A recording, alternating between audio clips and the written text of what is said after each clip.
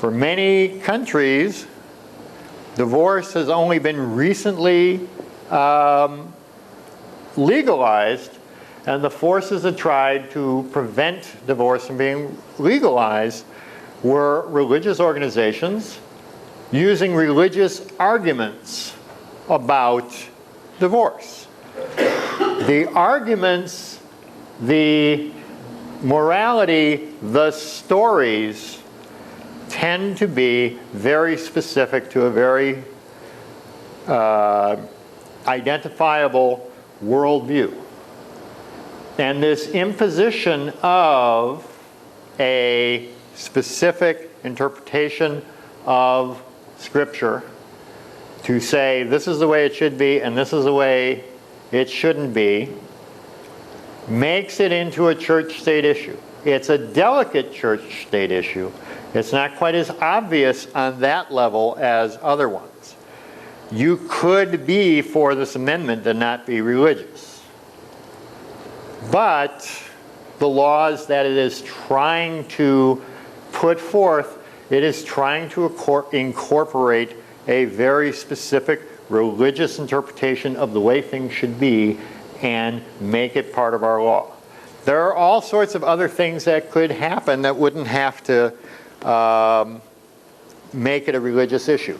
In France, once again, there's no such thing as marriage by a church. Doesn't mean that people don't get married in churches or mosques or synagogues, but they're not legal marriages. The only legal marriage you can have in France is at the church. You get is at the town hall. You get married by a functionary of the government, and then afterwards you're married, and if you want to go get married at the church, you're married at the church. You do it your way. So if your church doesn't believe that a man should marry a man or a woman should marry a woman, your church doesn't have to marry men to men and women to women. But you don't get to tell the state what the rule is. The state says, this is the rule, and now you can go do it your way afterwards. And there's no reason why there couldn't be something like that. That was, in a roundabout way, what the civil union thing, the civil union was trying to finesse a really, really touchy subject. But the civil union, in a way, was essentially saying there's a state-sanctioned union, and then you can do whatever you want. It was sort of a halfway house to that sort of solution.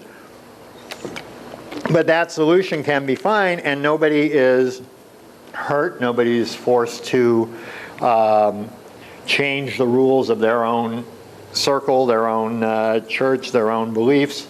But they don't impose those beliefs on somebody else. The beliefs that essentially mean whether or not one group or another gets rights.